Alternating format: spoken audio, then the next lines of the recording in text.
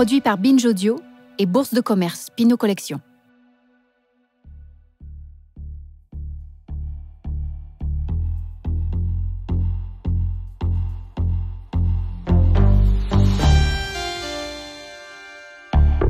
Ça a commencé comme ça. Félix González Torres.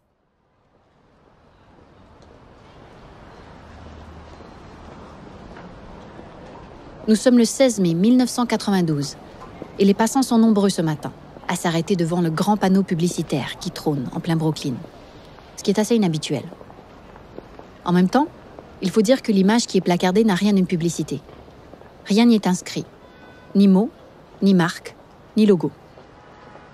C'est une photo en noir et blanc d'un lit double, défait, au drap légèrement froissé, avec de grands oreillers creusés par la récente présence de 2 corps. 2 corps qui se seraient levés un peu plus tôt ce matin, comme tous ceux qui regardent cette photo.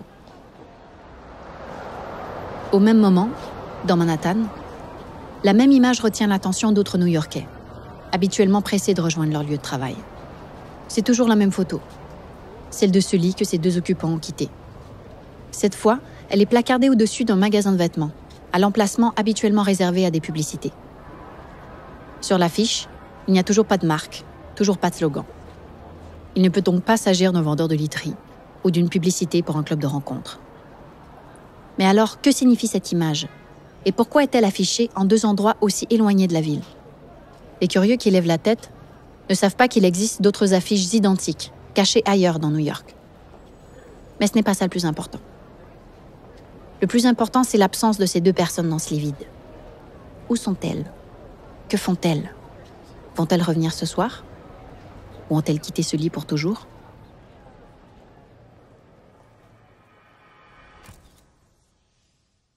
Cette photo est l'œuvre de Félix González Torres, un artiste américain d'origine cubaine, qui l'a affichée sur 24 panneaux disséminés dans tout New York.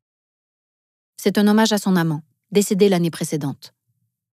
L'artiste, influencé par l'art conceptuel et le minimalisme, a puisé l'inspiration dans sa vie personnelle pour produire des œuvres universelles en résonance avec la société, et notamment avec l'épidémie de sida, qui s'intensifie depuis le milieu des années 80.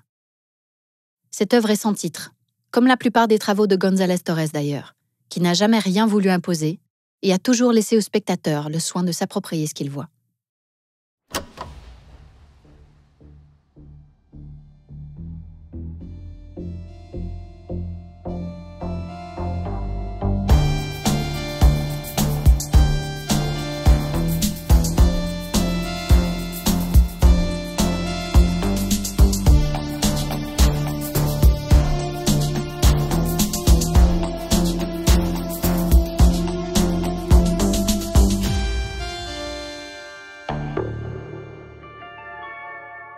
Ça a commencé comme ça.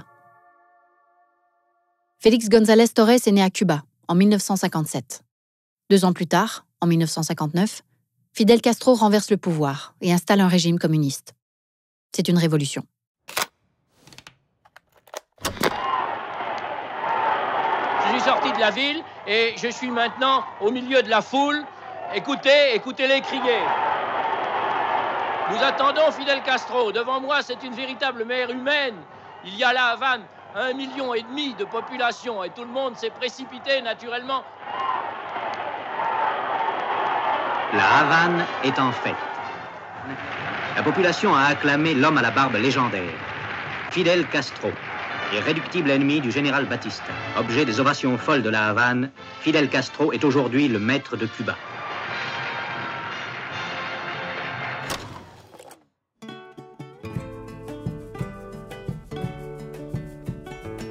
Les années passent et les privations de liberté deviennent lourdes à supporter pour la famille de Félix González Torres. À ses 13 ans, ses parents organisent son départ et celui de sa plus grande sœur Gloria vers l'Espagne. De là, Félix rejoint Porto Rico, où il poursuit ses études jusqu'à l'université.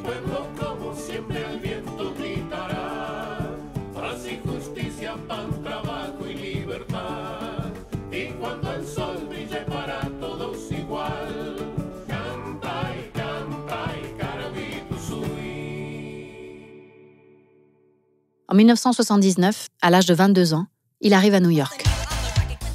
Il étudie la photographie et l'art au Whitney Museum un musée d'art américain du 19e et 20e siècle, et lit nombre de penseurs et de philosophes. L'un d'eux, en particulier, l'influence considérablement. Walter Benjamin, critique et historien allemand du début du siècle, pose une question qui devient fondamentale pour le jeune artiste.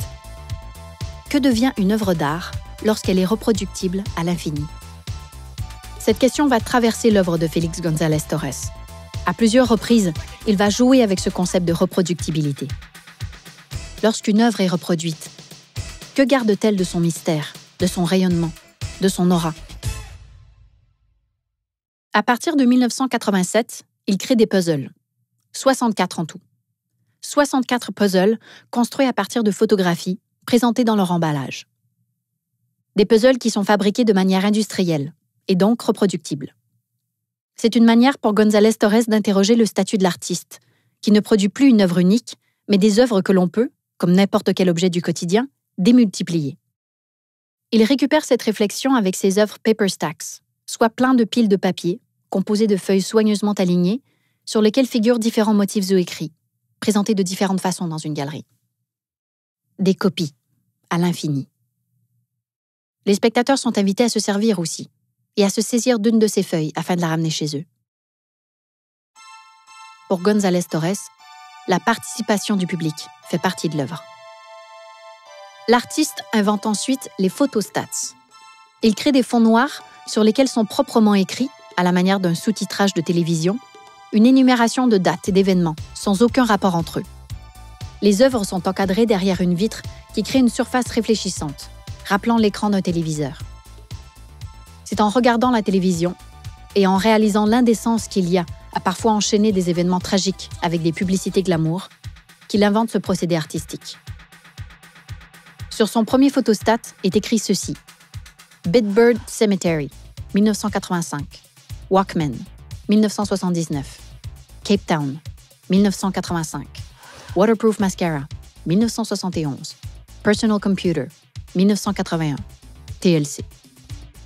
À première vue, l'énumération était compréhensible. Mais à y regarder plus près, chacun des éléments a un sens. Le Bitburg Cemetery évoque le scandale que provoqua la présence du président américain Ronald Reagan dans un cimetière allemand, où étaient enterrés des soldats nazis.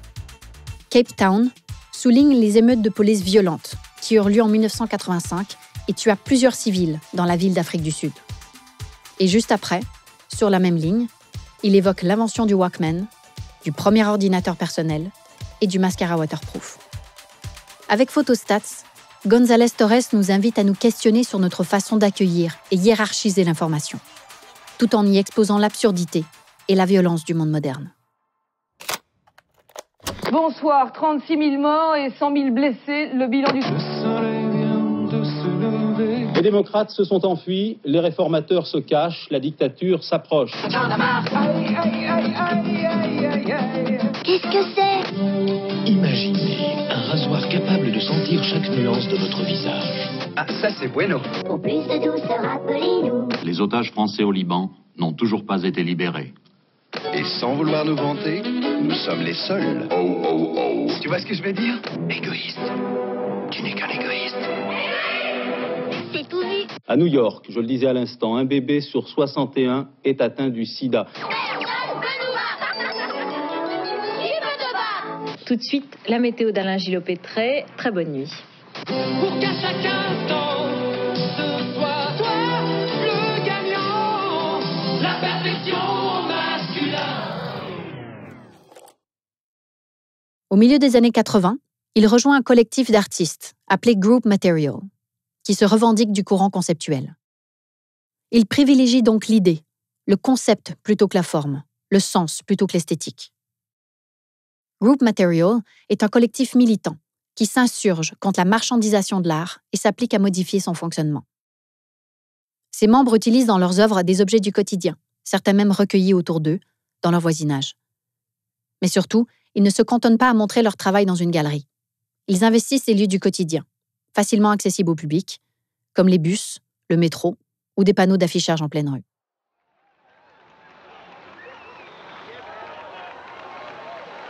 En 1989, à l'occasion de la Gay Pride, Félix González Torres décide de poursuivre cette idée. Il veut sortir l'œuvre d'art du cadre traditionnel du musée. Et pour cela, il utilise à nouveau l'une des légendes d'un de ses photostats. Il choisit un photostat particulièrement engagé et il en fait une affiche qui sera placardée dans New York. Il y fait référence, en vrac, à l'écrivain anglais Oscar Wilde, qui fut condamné pour homosexualité, à Harvey Milk, premier élu américain homosexuel, mort assassiné, ou encore à la fameuse révolte pour les droits des homosexuels qui eut lieu à Stonewall en 1969.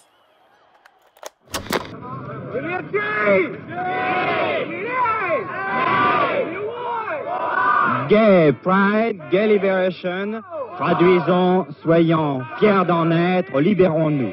Soyons fiers d'en être, homosexuels. Ces hommes, ces femmes qui manifestent devant des passants un peu interloqués sous la protection de la police avec un drapeau américain se proclament eux-mêmes pédérastes et lesbiennes. Leur mouvement est leur mouvement de libération des homosexuels en Amérique. Félix González Torres efface les frontières habituelles entre l'art et la culture populaire. Mais même s'il sort l'art des lieux d'exposition traditionnels, il introduit aussi la pop culture dans les lieux guindés du monde de l'art.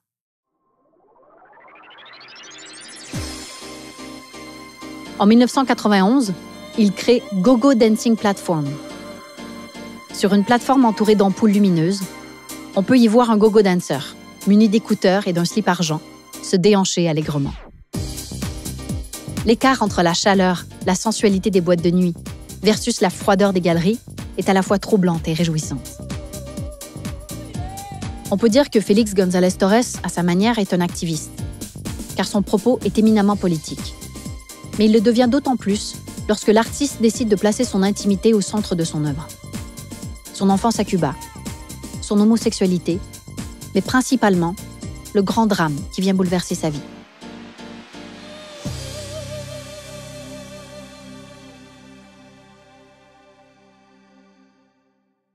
À l'époque, l'épidémie de sida fait des ravages au sein de la communauté homosexuelle. Les autorités en place semblent les ignorer. L'avenir s'assombrit, les malades n'ayant presque plus aucun espoir de guérison. En 1988, le compagnon de González Torres, Ross Laycock, est déclaré séropositif. 3 ans plus tard, il meurt du sida. C'est évidemment une épreuve pour l'artiste, qui ne cessera ensuite de travailler sur la disparition et le deuil, d'une manière complètement inédite. Pour cela, il se sert d'abord de bonbons. Un tas de bonbons enveloppés dans des papiers multicolores et dont le poids, 79 kilos, correspond au poids de son amoureux, lorsqu'il était encore en vie. Encore une fois, le public est convié à participer à l'œuvre et chaque spectateur est invité à prendre un bonbon. Petit à petit, ce poids diminue, l'œuvre change, se modifie, comme le sida qui a attaqué et modifié le corps de l'être qu'il aimait. Mais faire intervenir le spectateur, c'est aussi une façon de l'impliquer. À une époque où la maladie est encore taboue, très peu médiatisée, il amène le public à une réflexion autour du sida. De cette façon, González Torres prend des détours pour entraîner le spectateur dans une découverte qui se révélera, pour ceux qui accepteront d'y réfléchir, très éloquente. Quelques années avant la mort de son compagnon, Félix et Ross avaient été chamboulés par une œuvre d'une artiste américaine minimaliste, Roni Horn. Il s'agit d'un carré de feuilles d'or, simplement posé sur le sol, intitulé The Gold Field. Le choc est immédiat. Les deux amants y voient comme un nouveau paysage, un horizon des possibles, un lieu de repos et de beauté absolue. L'œuvre leur donne le sentiment que l'artiste peut faire de ce monde un endroit meilleur. Après le départ de son compagnon, Félix rend hommage à Roni Horn et par là même à l'idée qui avait tant subjugué son couple. Il reprend l'idée des bonbons, mais cette fois, il les emballe dans du papier doré et les expose de différentes manières. Sur le sol, tel un tapis, sous la forme d'une bande rectiligne, au bord d'un mur ou en simple tas. Là encore, le public est invité à se servir, à prendre un bonbon, à s'emparer d'un élément de l'œuvre. Pour Félix González Torres, sans le public, ses œuvres ne sont rien. Il dit « J'ai besoin que le public m'aide, prenne une responsabilité, qu'il devienne une part de l'œuvre, qu'il la rejoigne. » Avec cet esprit participatif qui accompagne la majorité de ses œuvres, Félix González Torres désacralise l'œuvre d'art, son aspect intouchable, et rend le public aussi important que l'œuvre.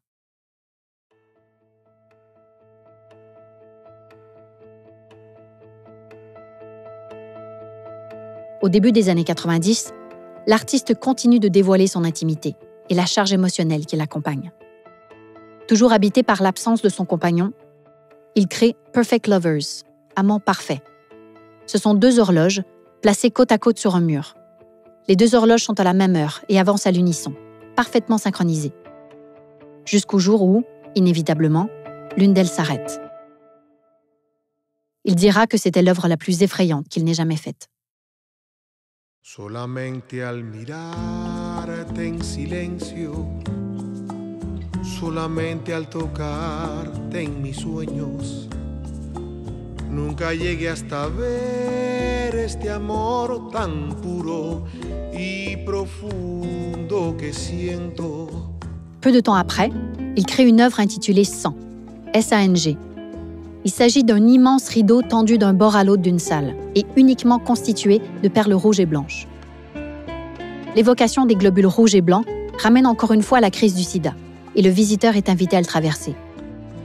Traverser le rideau, c'est passer de la santé à la maladie, de la vie à la mort. Et c'est forcer l'empathie aussi, dans un monde qui refuse de voir une épidémie dévastatrice. En 1996, l'horloge de Félix s'arrête elle aussi. L'artiste meurt du sida à 38 ans, comme son compagnon. Cette année-là, ce sont 1,5 million de personnes dans le monde qui succombent à cette maladie. Alors oui, comme vous l'aviez peut-être craint ce jour-là, en regardant la photo de ce lit défait, les 2 amants qui partageaient ces draps ont disparu. Mais la photo continue de témoigner de cet amour, du lien entre Félix et Ross, tout comme des ravages de l'épidémie de sida. Une connexion entre l'intime et l'universel. En à peine une dizaine d'années sur la scène artistique, Félix González Torres a réussi à ouvrir les consciences sur de nombreux sujets essentiels. Présent ou absent, son influence persiste, exactement comme il l'avait souhaité. Je veux que mon art soit comme un virus, appartenant à l'institution.